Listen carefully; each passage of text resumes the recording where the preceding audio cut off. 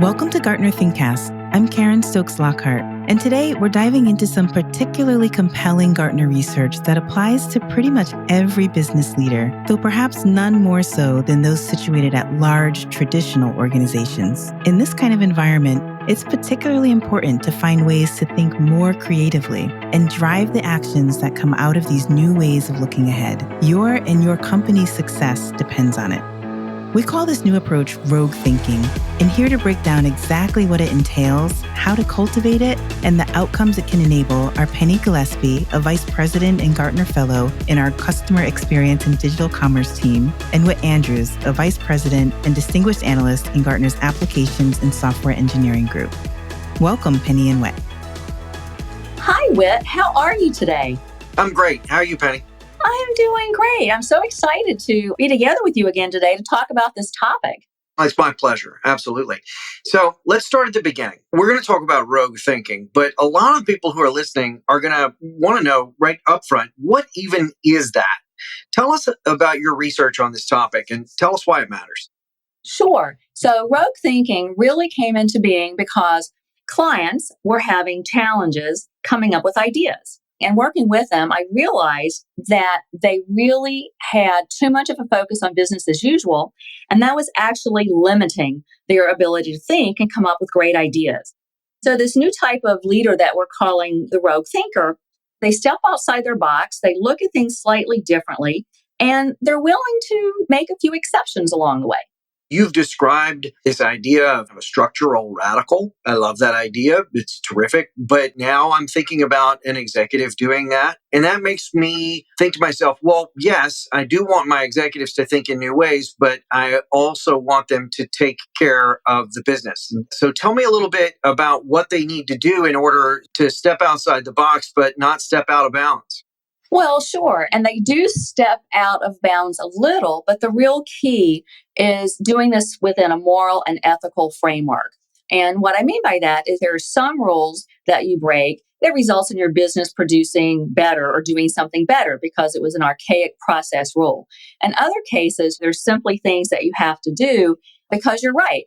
If you approach this the wrong way, you might end up in prison, as a lot of rogue thinkers have. And that is certainly not what we're encouraging. We're encouraging just taking a different and a more holistic perspective. Well, I'm in favor of anything that doesn't end up with my boss in prison. And he is too. So that makes sense to me. That's fine. Give me a sense of what's new and what's different. Even the phrase think outside the box. My suspicion is that I would discover that dated back at least to the 80s, if not the 70s. What's distinctive about rogue thinking in the era of digital business? The thing that makes it distinctive, it's a bit more holistic and it's a more of a framework. And what I mean by that, it takes multiple things into consideration. It's not just thinking outside the box, it's thinking outside the box within a moral and ethical background. It's how you approach thinking outside the box. Because there's a lot of research out there about different aspects that you might find within rogue thinking. But I think the key to the research was bringing it all together to help clients really have a framework to how they might approach idea generation. Okay, fair enough. Now, let's think about value, though. I mean, novelty for the sake of novelty is obviously not something that you're going to be arguing for. So what does the value look like to the organization of having rogue thinkers in place? It's all about net new revenue growth and bringing value to your company. Because when we think about transformation, it's all about making connections and typically making connections for customers that in turn drive revenue for organizations. It's really hard to make connections and bring value to customers by making connections if you're not very relentlessly focused on customers and if you're not stepping back and looking outside your span of control, your world, to see how customers use your products before, during, and then after, because that's really what starts to give you the ideas and making the connections. Originally, we called this horizontal thinking because it was sort of going across the organization in a horizontal manner, but it's really more than that. It's knocking down barriers and knocking down normal traditions and reassessing what is traditional. I know that our research has shown us that 98% of organizations, in fact, drove innovation transformation by using technology to connect people. people with each other internally, connect internal people with external people. I've certainly seen in the 25 years that I've been in technology, tremendous business opportunities emerge from organizations allowing external people to connect to each other. Is rogue thinking always about customers? Is it also about internal applications? What constrains the idea of rogue thinking? There's really no constraint. Rogue thinking can be used to identify optimization opportunities, just like it can be used to identify net new revenue growth opportunities. It's really contingent on the scope of the person thinking. It's that simple, actually. That makes sense. Okay. So that means it's going to do something of that level of kind of a primitive force, right? Individual and collective reimagining of a wide variety of different things. And you're representing the idea that as long as it stays within the bounds of ethical and legal frameworks, anything is okay. So how does that have novel impact on an organization and allow them to accomplish things that they couldn't have accomplished unless they did so? So, what it really does is it keeps organizations from doing more of the same. And what I mean by that, people are comfortable with what they're doing. And so, if you're trying to come up with a really innovative idea that's really going to be transformational, it's not thinking about business as you're doing it today quite often and as you know it today. It's about stepping back and looking at your business in perspective of a greater world and greater experience. In your role as a leader, you're constantly adapting to change and prompted to deliver new solutions at speed. To prioritize your and your team's time and energy, Gartner's data-driven leadership vision provides top-level guidance on where to focus. Download it at the link in the show notes to ensure that you stay focused on driving your organization's ambitions. Penny, how did we look into rogue thinking? What did we do in order to begin the process that caused you to arrive at this notion of rogue thinking? Well, there were several things, but certainly looking at idea generation in general. But we also looked at 62 specific companies. My colleagues gave me their take on innovation and transformational companies. So we really dug into those. And in all cases, what we found is they made connections. Some made more connections than others, which led to, in just about all cases, net new revenue. And sometimes along the way, some cost savings as well. Like there's one company we looked at. This company is very customer centric. Because this company is so customer centric, it has been very good at making analogies. Like buying software should be as easy as buying a book. Extending software functionality should be easy as finding a great partner who is offering that gap that you need. In another case, there was a London-based tech company that I was chatting with the client who was sharing with me some of the things the organization was doing. And I said, oh my gosh, this CEO has to be a rogue thinker. It turned out he was, and I interviewed him. He said one thing in particular that really resonated with me. And he said, people don't realize this, but sticking with the status quo is making a decision. And I'm like, this is so important because a lot of times companies decide to just continue doing what they're doing. And what they don't realize is they've just made a decision. And quite often, it was not only an unconscious decision, but a bad one. So after those initial round of companies, you've had an opportunity to have a concept, and obviously you've brought that to other clients and organizations. What other examples have you discovered since then? Well, one thing I have determined is it's not as easy to find new innovative companies as you would think. And what I mean by that is when you start casting your net, you see a lot of the same. But I'm happy to say I have found a couple of new ones that I think rogue thinking is at the hardest. One is a pharma company. This company has digitized its lab processes, of all things. And it has made connections throughout the organization, throughout its processes to really streamline and make sequencing and things like that very easy. And they incorporated AI to actually give its scientists suggestions for slight nuances. Like, for example, if you do this one little thing, you're still within your guidelines, but you'll speed up production. Absolutely. No, that's perfect. It's a good example. So you've identified rogue thinkers, and we kind of begin with the idea that a rogue thinker is an individual. The definition even kind of creates for me this picture of a man or woman or a non binary person in a space by themselves and dreaming up something that they know people might resist cognitively or they might have a different perspective on. But your examples keep coming back to this idea of a collectivist new approach. What can you tell us about how organizations embrace rogue thinking and come at it as a group of people without it turning into just one more flavor of groupthink? The new era of work calls for redesigning the way we do things to meet higher expectations for collaboration, agility, and speed. In Gartner Business Quarterly, linked in the show notes, you'll find stories about companies that reinvented traditional function-to-function relationship, shifted business unit attitudes towards budget, built cooperative data platforms, reviewed org design, and helped small groups balance workloads together. When I was doing this research, one of the questions that came up was, is this a learned behavior or is someone born with rogue thinking? And the other question was, how much does culture and organizational structure play into it? So I think this might be sort of what you're asking me. Am I on track? Is exactly what I'm asking you, right? So, how do you create a culture of rogue thinkers without either sliding into anarchy or simply creating a new orthodoxy of unorthodoxy that inevitably doesn't actually produce anything that's genuinely novel? So it does start at the leadership level, but I will say we have seen departments within organizations actually apply rogue thinking, come up with a really new something. Maybe it's a new process, but then we see the company start to adopt it unofficially. So we see it from the top down and we see it from the bottom up. And from a culture perspective, it's funny, we just spent a lot of time researching organizational structure in digital commerce. And we concluded that it matters less how you're structured, but what matters more is how you incentivize people to behave.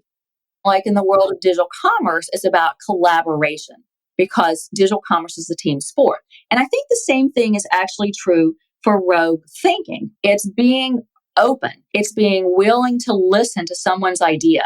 Instead of thinking of all the reasons it won't work, start thinking about, well, how could I make this work? Or start out with, that's interesting, tell me more. It's really about sharing information and having conversations with a diverse group of people.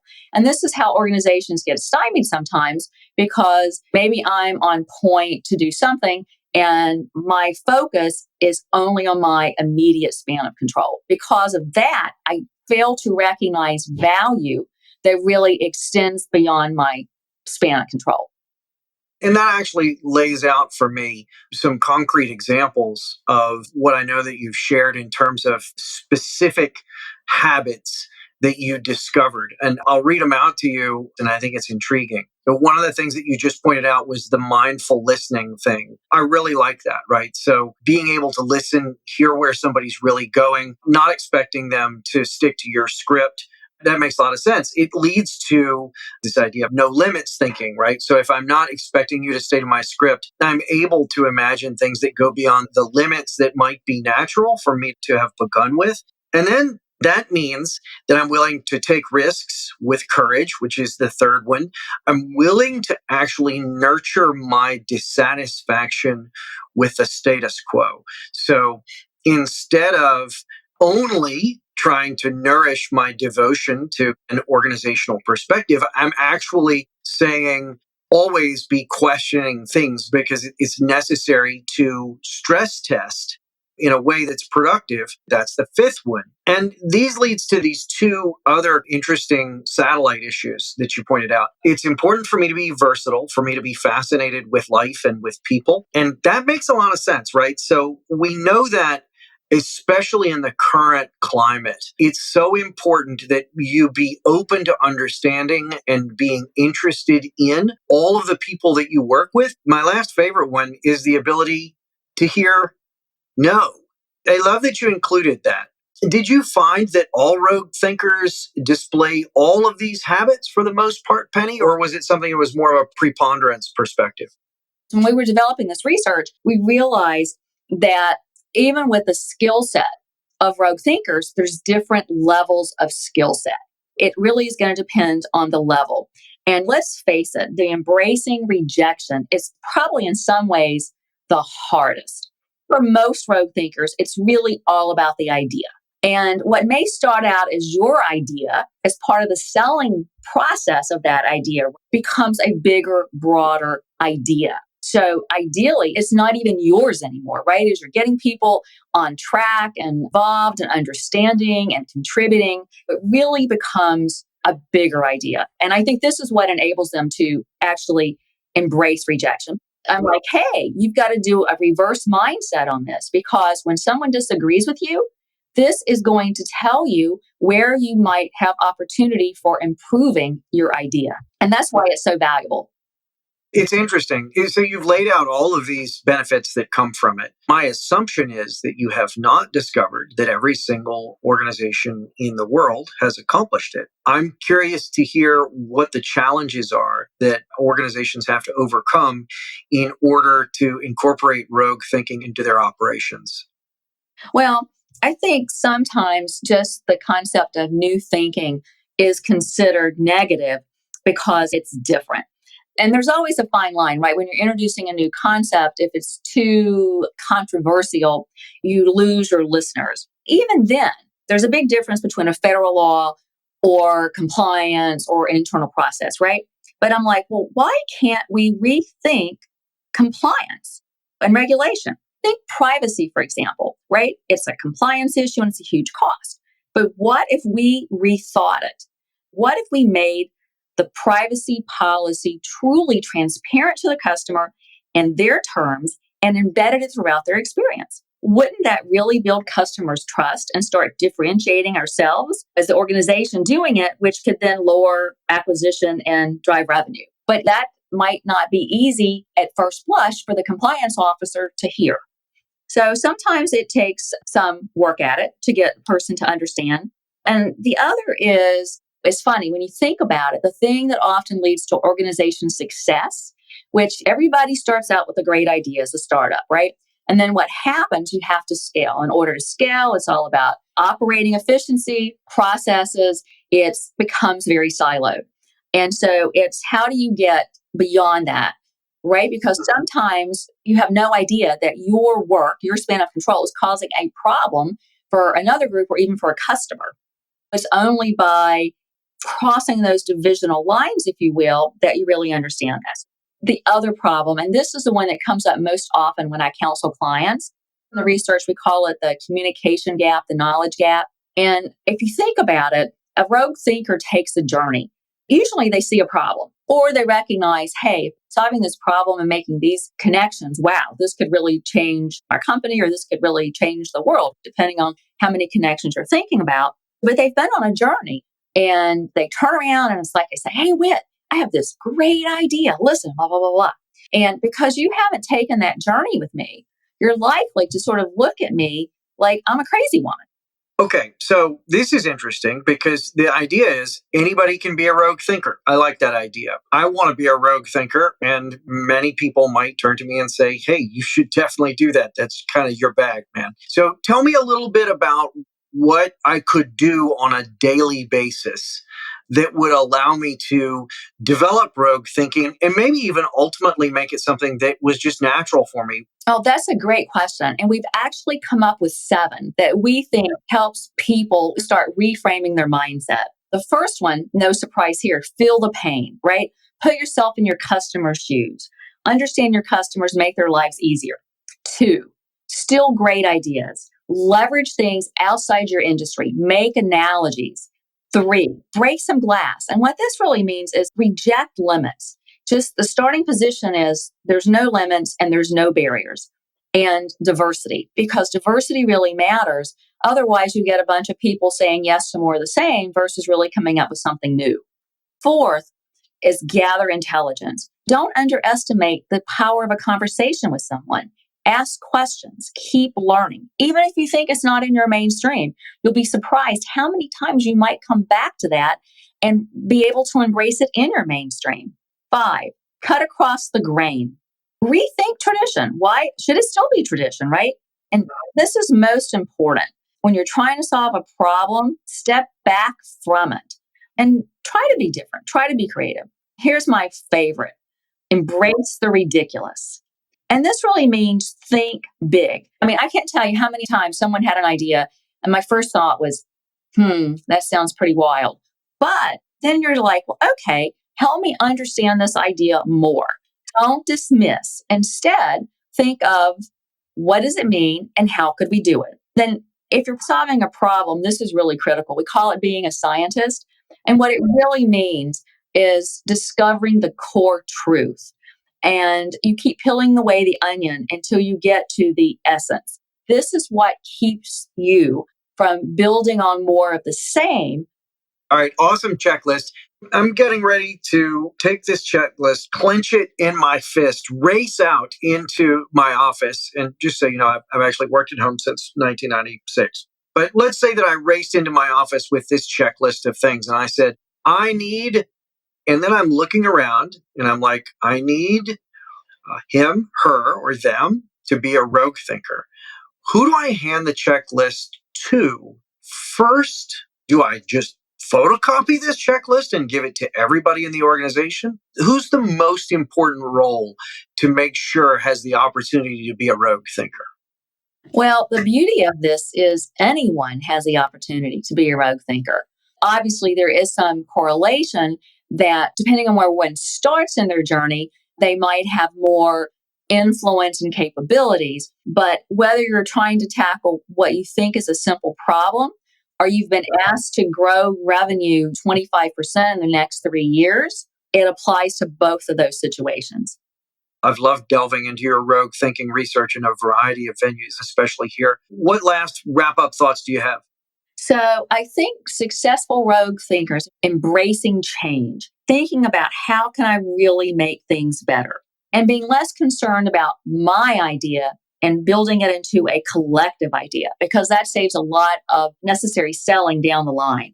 Lastly, the key is, as executives, you cannot be lured into believing that yesterday's success is going to make you succeed tomorrow, because the world changes every day and we have to change with it. Penny, it's always a pleasure. Thank you so much. You're so welcome, Whit. It's always so much fun to hang out with you. That was Penny Gillespie from our Customer Experience and Digital Commerce team and Whit Andrews from our Software Engineering group in conversation about the radical power of rogue thinking. I'm ready to start practicing what they laid out, and I hope that you are too. We'll be back wherever you listen to podcasts 2 weeks from today. In the meantime, please rate, review, subscribe, and share ThinkCast with a colleague so neither of you will miss it. ThinkCast is a production of Gartner. This podcast may not be reproduced or distributed in any form without Gartner's permission. It consists of the opinions of Gartner's research organization, which should not be construed as statements of fact. Content provided by other speakers is expressly the views of the speaker and/or their organization. While the information contained in this podcast has been obtained from sources believed to be reliable, Gartner disclaims all warranties as to the accuracy, completeness, or adequacy of such information. Although Gartner research may address legal and financial issues, Gartner does not provide legal or investment advice, and its research should not be construed or used as such.